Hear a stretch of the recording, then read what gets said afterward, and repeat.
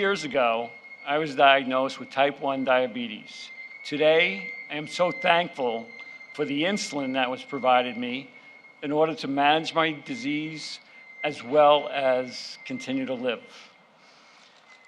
However,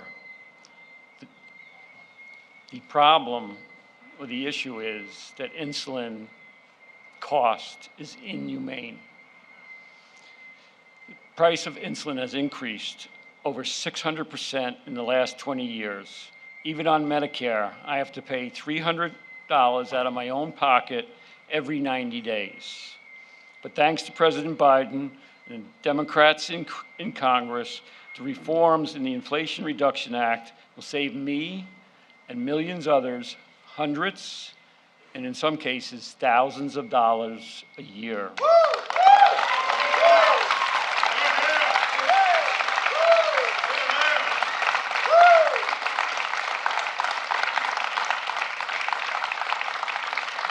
To me, that's sleep insurance, because I can go to bed at night knowing that my out-of-pocket costs for all that I have is going to be affordable and predictable, and that's very key.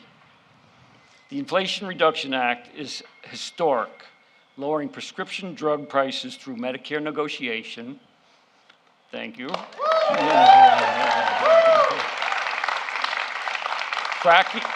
Cracking down on drug corporation price gouging by requiring manufacturers that increase prices faster than the rate of inflation will need to pay back Medicare.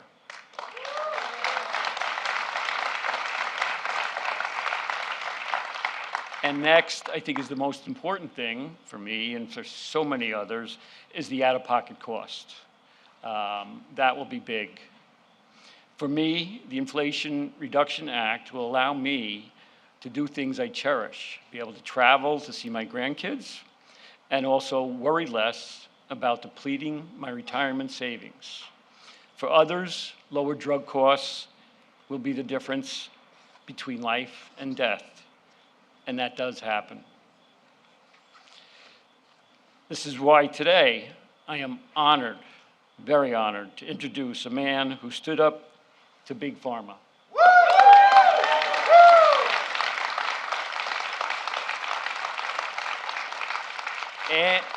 And he won.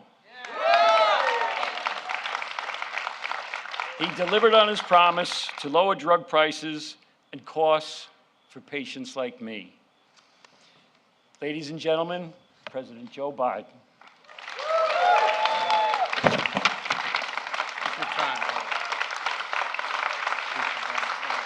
Great job.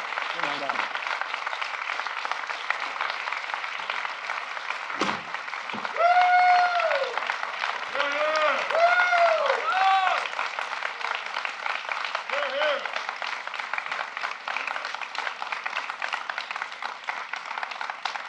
Well, Bob, thank you. Thank you very much for that introduction. Bob didn't tell you one of the most important criteria he had to be here, in addition to being a fighter, was he had 2 daughters-in-law and a son who went to the University of Delaware. Well, look, folks, a lot of us, and I look around the room here, from Joe Crowley and others who know, we've been waiting for this day for a long time, a long, long time. It's going to take a little while for some of this to kick in, but it's locked in. It's locked in. And I want to thank everyone who's here, including my secretaries and my cabinet members, and for the have relentlessly worked to protect Medicare. But before turning the topic I want to discuss today, I hope you'll indulge me. I want to talk a little bit about the crisis people are facing in Florida right now. Hurricane Ian made landfall in Cuba this morning as a Category 3 storm. Florida is now preparing for the hurricane to make landfall. Forecasts can change, but for now, the experts say this could be a very severe hurricane, life-threatening and devastating in its impact. So I want to be clear about 2 main messages. First, my administration is on alert and in action to help the people of Florida. I've approved Florida's request for emergency assistance immediately upon receiving it from the governor when they received it. And I directed my team to surge federal assistance there before the storm hit. FEMA has already deployed 700 personnel to Florida, and the governor has activated 5,000 state National Guard with another 2,000 guards coming from other states. FEMA is also proposing and pre-positioning 3.5 million liters of water, 3.7 million meals, and hundreds of generators. I just spoke this morning with the areas that are likely to be hit, the mayors of Tampa, St. Pete, and Clearwater. All of them are in the storm's path, and they're focused on the safety of their communities, and they're doing everything they can to get people out of harm's way. I told each one of them my conversation separately. Whatever they need, I mean this sincerely, whatever they need, contact me directly, and they know how to do that. I have a lot of personnel down there already. We're here to support them in every way we can. Second thing I'd like to mention is the citizens in the potential impact area should obey the instructions of local officials, evacuate when ordered, and be prepared for the storm when it comes.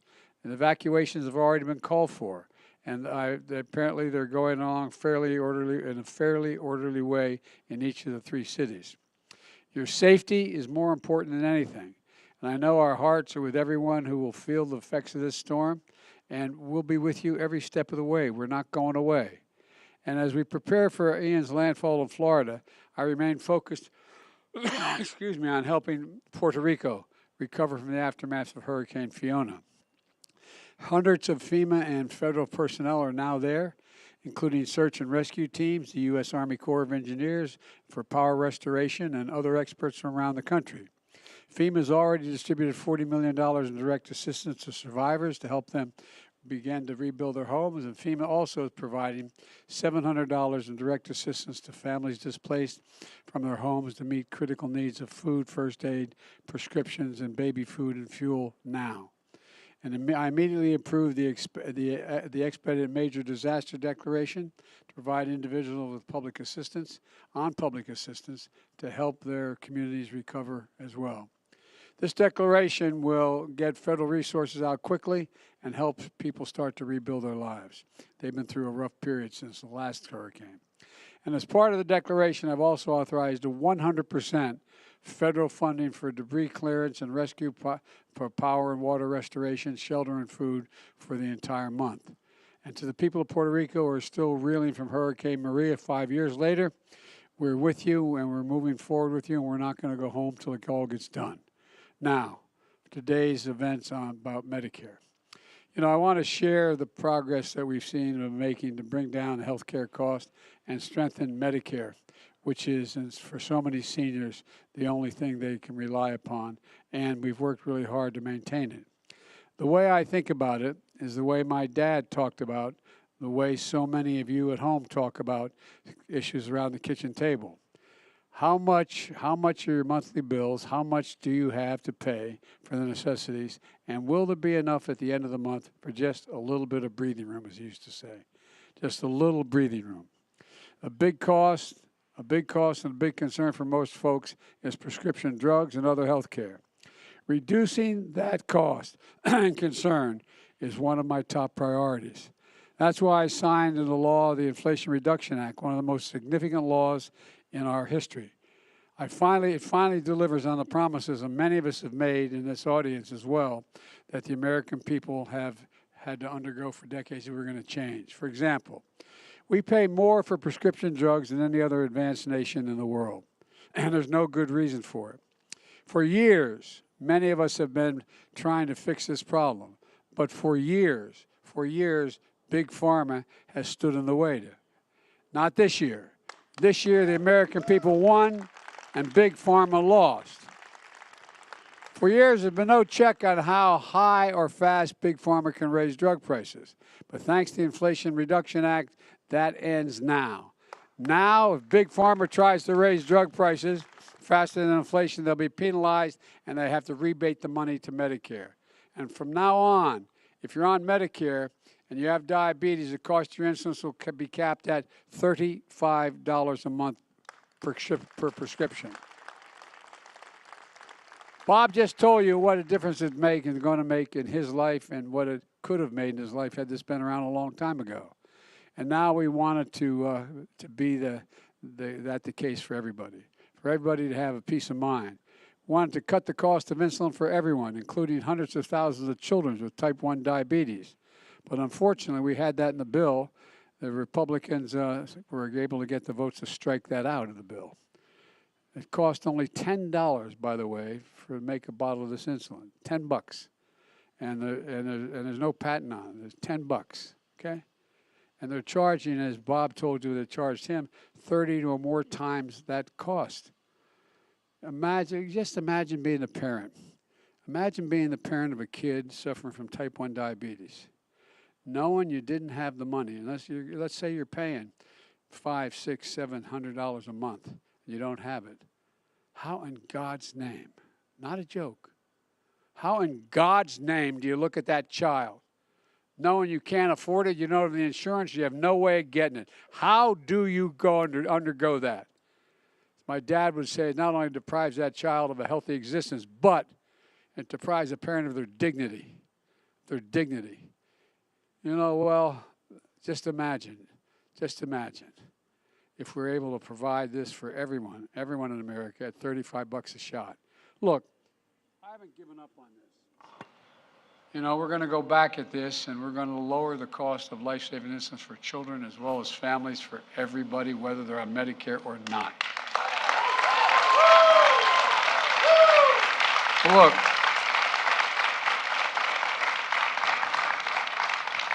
after years of Big Pharma blocking it, Medicare will finally get the power to negotiate lower prescription drug prices. Seniors will see their out-of-pocket costs from prescription drugs be limited, as this comes into full force, to $2,000 a year. No senior will have to pay more than, on Medicare, will pay more than $2,000 for all the prescriptions, whether it's cancer drugs or anything else. Thousands of Americans on Medicare pay more than $14,000 a year for blood cancer drugs, more than $10,000 a year for ovarian cancer drugs, more than $9,000 a year for breast cancer drugs. Many people on Medicare skip those cancer drugs that they need because they can't afford them. It's a simple proposition. They can't afford them. Now the maximum they're going to have to pay for all the prescription drugs, no matter what the cost, is $2,000 a year, period. It's going to be a godsend. It's going to be a godsend to many families. Last year, by the way, a family of four saved $2,400 through the American Rescue Plan that I signed into law. Now the Inflation Reduction Act locks in place those lower health care premiums for millions of families who get their coverage through the Affordable Care Act. And this morning, got even more good news about lower costs. The Department of Health and Human Services announced that the premium for Part B will in fact decrease this year. That's a fee you pay. That's a fee you pay for Medicare to cover your visits to your doctor. For years, that fee's gone up. Now, for the first time in more than a decade, it's going to go down. And millions of seniors and people with disabilities on Medicare, that means more money in their pockets while still getting the care they need. And on top of that, if you have a Medicare's prescription drug coverage Part D, you pay for your prescriptions more than you pay for your prescriptions. More of your shots will also be free. We're getting rid of the cost of the prescriptions and bringing them way down. But guess what? If you need a vaccine like shingles, last year more than 2 million seniors got that vaccine. Most of the folks had to pay $100 for that shot. In some cases, $200 for that shot. Well, do you have any wonder how many seniors skipped that shot? For seniors with disease, it could be because it's too expensive. Well, they won't have to make that choice anymore. Thanks to the Inflation Reduction Act starting in January, senior Medicare prescription drug coverage and the price you pay for these shots will drop to zero. Zero. As I said, just for the shingles vaccine alone, that's more than $100 or more out of your pocket. My administration is taking other steps to bring down health care costs as well. I met with my competition council, made up of my cabinet, and those who work with the cabinet. They're charged with promoting compensation across our economy, competition, I should say, across our economy to help lower the prices and raise wages. One thing we've done is to make affordable hearing aids available over the counter starting next month, so people don't have to pay for these expensive devices and specialist visits. We'll literally save patients thousands of dollars. And to bring greater transparency to healthcare costs, my administration has also outlawed surprise billing. You know, if your insurance plan didn't cover a particular doctor and you didn't even know he or she was being consulted and you got an extra bill for thousands of dollars, they can't do that anymore. They can't do that anymore. Millions of hardworking Americans will no longer have to worry about unexpected medical bills. We're going to be able to pay for all of this by making sure the biggest corporations in America begin to pay their fair share of federal taxes. Folks, for decades, the biggest corporations have fought to block a fair tax code. Under Donald Trump, my Republican friends had no problem enacting a $2 trillion tax cut that overwhelmingly benefited the wealthiest Americans, the biggest corporations, that not a penny of which was paid for, and massively increased the federal debt. In 2020, 55 of the biggest corporations in America made $40 billion in profit. I'm happy for their profits. But they didn't pay a single penny in federal income tax on $40 billion in taxes. But this year, even though some of the biggest corporations in America flooded Capitol Hill with lobbyists and money, they lost and we won.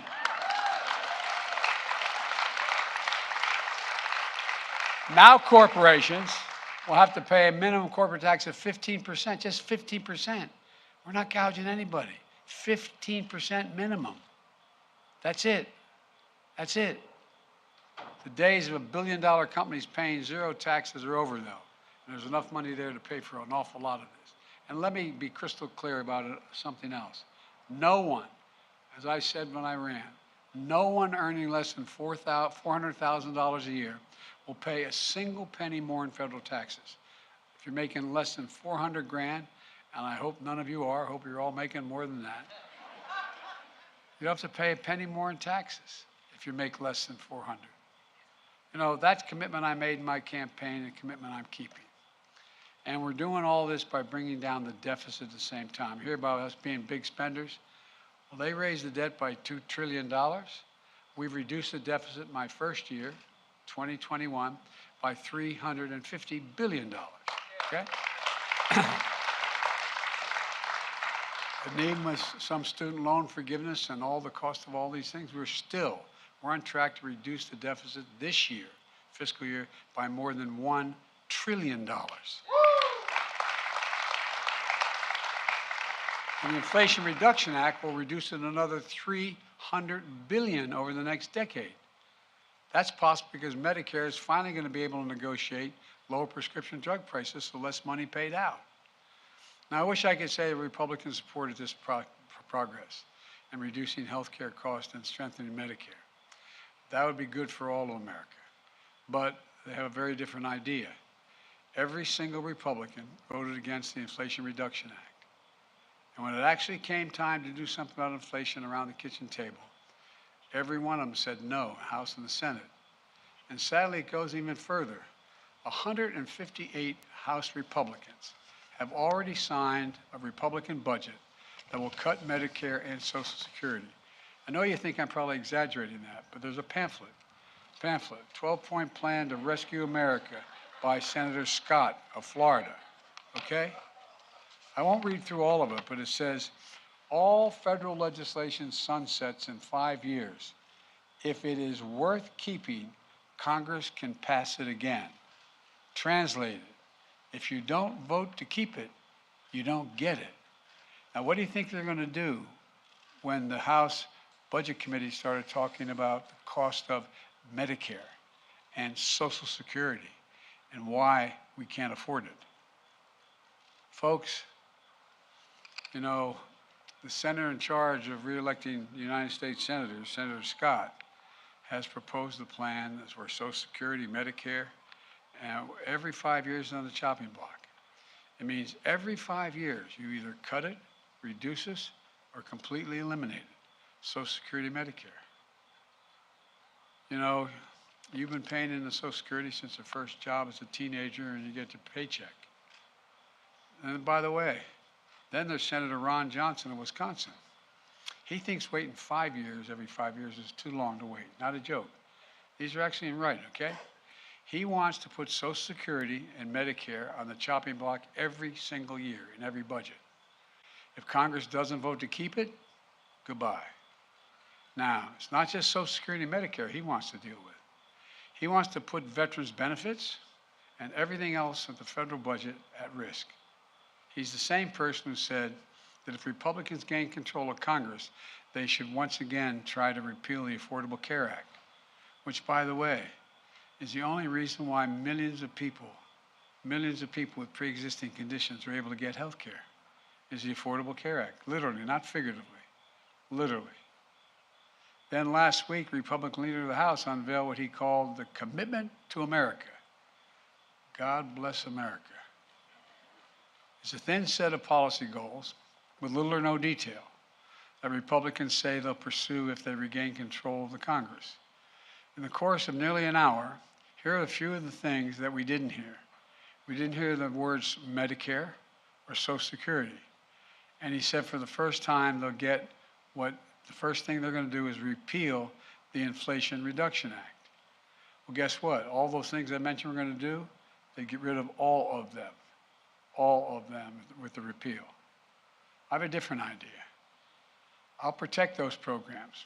I'll make them stronger, and I'll lower your cost to be able to keep them. Let me close with this.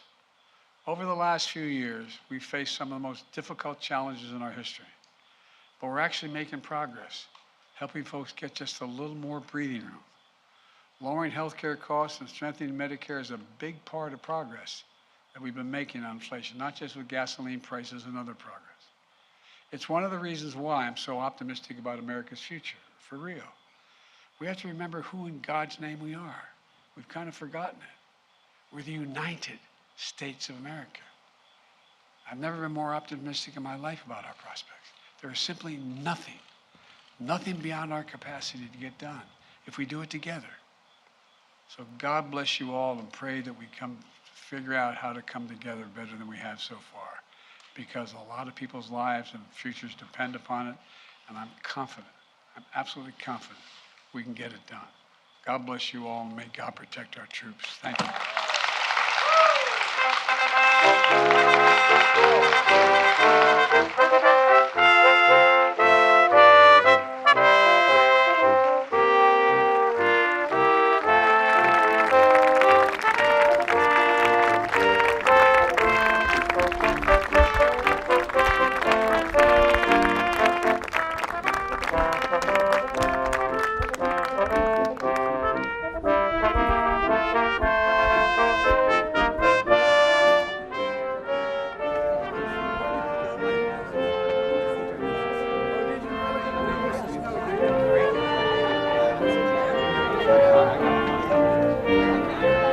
Thank you, man. Thank you. Good to see you, man.